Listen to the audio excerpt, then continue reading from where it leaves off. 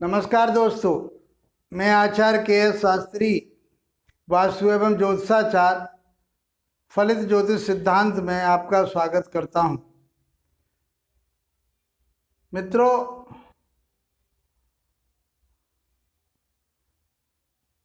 फलित ज्योतिष में हमारे भावों की कारकत्व चल रहे हैं। हम 7वें भाव तक आप लोगों को बहुत आसान तरीके से बता चुके हैं। आशा करता हूं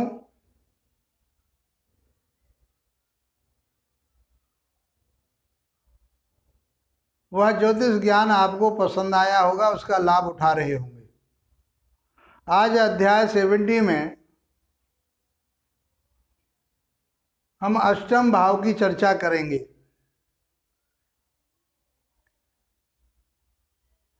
आठवें भाव से हम क्या क्या चीजों का विचार करते हैं कुंडली विश्लेषण करते समय।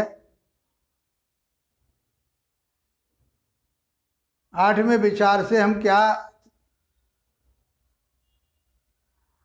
आठवें भाव से हम क्या विचार करेंगे, इसकी चर्चा कर रहे हैं। मित्रों, लगन से गिनने पर 1 2 3 4 5 6 7 8 ये हमारा अष्टम भाव आ जाता है। इसको हम आयु भाव कहते हैं। ये आयु भाव कहा गया है, अष्टम भाव है। हम भाव की चर्चा कर रहे हैं, राशियों की चर्चा नहीं कर रहे कि आप ये माने कि यहाँ पे 8 नंबर की राशि होगी इसलिए अष्टम भाव है। ऐसा नहीं है। ये घर हैं, पहला घर है, दूसरा घर है, तीसरा घर है, चौथा घर है, पांचवा घर है, छठा घर है, सातवां घर है, आठवां घर है। इनमें राशियां बदलती रहती हैं। हम ये कितनी बार आप लोगों को बता चुके हैं।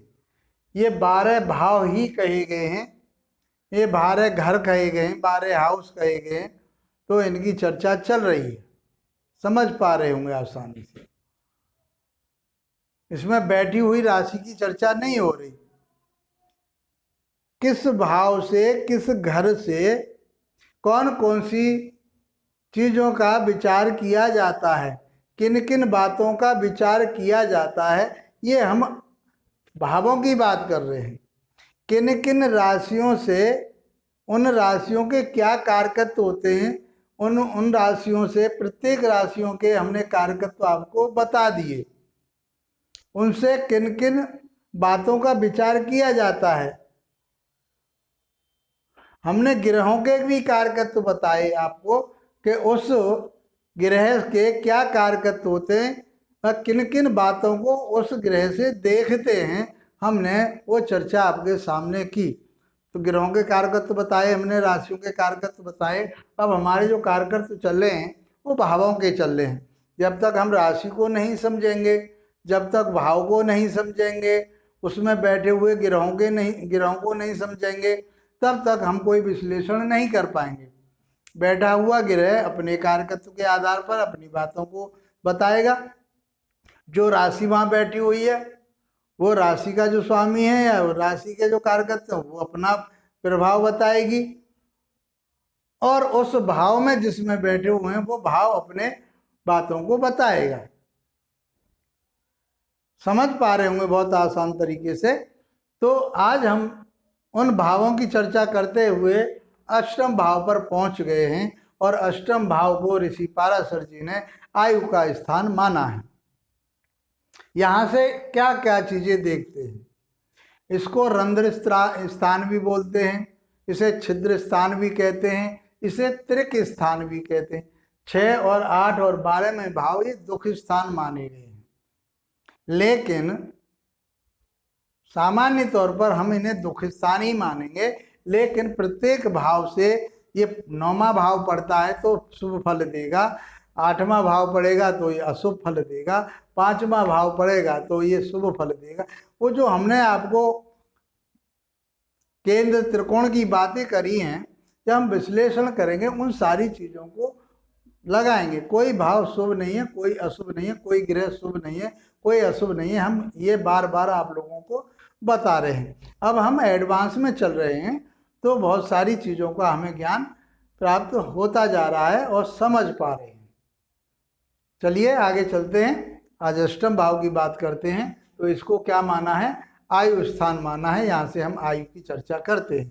उस व्यक्ति की आयु कितनी होगी, वो व्यक्ति कितना जीवित रहेगा, कितना दिन जीवित रहेगा, उसकी मृत्यु होगी तो किस कारण से होगी, पूरी जानकारी आयु से के प्रति हम अष्टम भाव से ही देखेंगे। ऋण, जैसे यहाँ दुख स्थान है, यहाँ से भी ऋण बताया, लेकिन यहाँ का ऋण हमने बताया रोग और ऋण यहाँ के उतर सकते हैं आसानी से यदि प्रयास किया जाए, लेकिन यहाँ पर आप बहुत परेशानी में, बहुत उसमें आएंगे, दुखी हो जाएंगे। तो ये यहाँ का जो ऋण है वो ज़्यादा अच्छा ऋण नहीं माना जाता। फिर भी चर्चा करेंगे, आगे बताएंगे। शत्रु, शत्रुओं को भी यहीं से देख, क्योंकि दुख स्थान बताए, ये भी है शत्रु, ये भी है शत्रु। किला, किले की बात की है, वैदिक ज्योतिष की बात चल रही है ये। तो शत्रु का किला किस तरह का है, उस किले पर विजय कैसे प्राप्त की जाएगी, वो सारी मंत्रणा हम अष्टम भाव से करते हैं। वसीयत, वसीयत किसी के द्वारा, बाबा के द्वारा, दादा के द्वारा दी गई वसीयत, वो हम अष्टम भाव से देखेंगे। यहीं से हम गड़ा हुआ धन भी देखते हैं। जो व्यक्ति, जिस व्यक्ति की, मरे हुए व्यक्ति का धन भी हम यहीं से देखते हैं, जिससे वसीयत लिखी जाती है। बीमा कंपनी से प्राप्त धन को भी हम यहीं से देखते हैं। हमने बताया था दूसरे भाव को, बीमा संचित धन, तो ये सातवां है। यहाँ इसको क्या कहते हैं, भोग स्थान कहते हैं। वो प्राप्त होगा नहीं होगा उसे, तो इसलिए यहाँ पर वसीयत की धन की बात हो रही है, बीमा की बात हो रही है। छिद्र स्थान बताया गया है।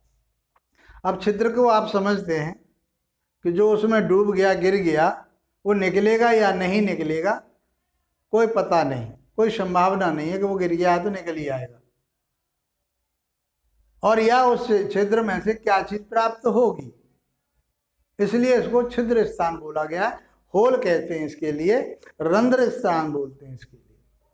कलेश, यहां से कलेश भी देखी जाती है, क्योंकि ये दुख स्थान है। लड़ाई झगड़ा, कलेश होना, परिवार में कलेश होना, क्योंकि ये सातवां जो घर बनता है यहाँ से, ये जो है परिवार का है। अपवाद, किसी भी तरह का अपवाद यहीं से प्राप्त किया जाएगा, यहीं से देखा जाएगा। मृत्यु, मृत्यु यहीं से देखी जाएगी कि उस जातक की मृत्यु किस कारण से होगी। वो किसी जल में डूब करके उसकी मृत्यु होनी है, घर से बाहर जा करके मृत्यु होनी है, दुर्घटना में मृत्यु होनी है, किस कारण से होगी, यहाँ से दुर्घटना के आधार पर ही होती, चाहे वो फांसी लगा करके, चाहे आग लगा करके, चाहे पानी में डूब, ये यहाँ से इन सारी चीज़ों का विचार किया जाएगा। या किसी घातक रोग से उसकी मृत्यु होगी तो हम अष्टम भाव से उसकी मृत्यु का कारण का पता लगाते हैं। विघ्न बाधाएं यहीं से देखेंगे हम, अड़चने आ रही हैं, परेशानी आ रही हैं, छठे से भी देखते हैं और अष्टम भाव से भी देखते हैं। दास्ता, किसी के यहाँ नौकरी करना, दास्ता स्वीकार करना या अपने पास दास रखना, ये नौकर चाकर रखना, ये हम अष्टम भाव से देखेंगे। इस अष्टम भाव को स्त्री का सौभाग्य कहा गया है, क्योंकि ये पति और पत्नी का घर है, तो ये पत्नी का सौभाग्य है, ये पत्नी का सौभाग्य है। और पत्नी का सौभाग्य कब होता है, जब उसका पति जीवित होता है। अब समझ पा रहे होंगे आप, इन चीज़ों को ढूंढना पड़ेगा आपको। ये कहीं पुस्तक में लिखी हुई चीजें नहीं है, आप अपने ज्ञान विवेक को। जब सौभाग्य की बात आई तो सौभाग्य पत्नी का कब होता है? जब उसका पति जीवित होता है, स्वस्थ होता है, तो इसको सौभाग्य कहा गया है। पति के लिए उसकी ससुराल कहा गया है। यहां से पति का पत्नी का धन देखा जाता है।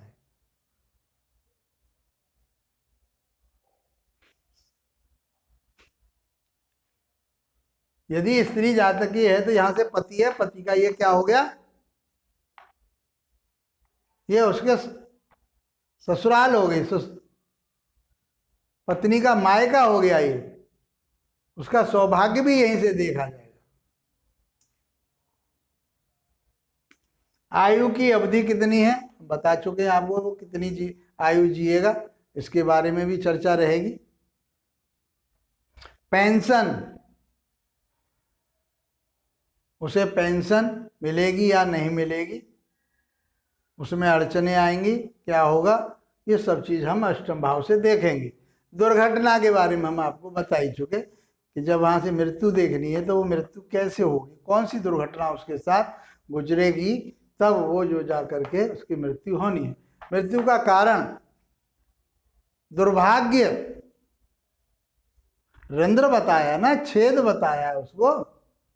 जब छिद्र बता दिया, होल बता दिया उसको, तो क्या है? दुर्भाग्य है। झगड़े, चिंता, अपमान,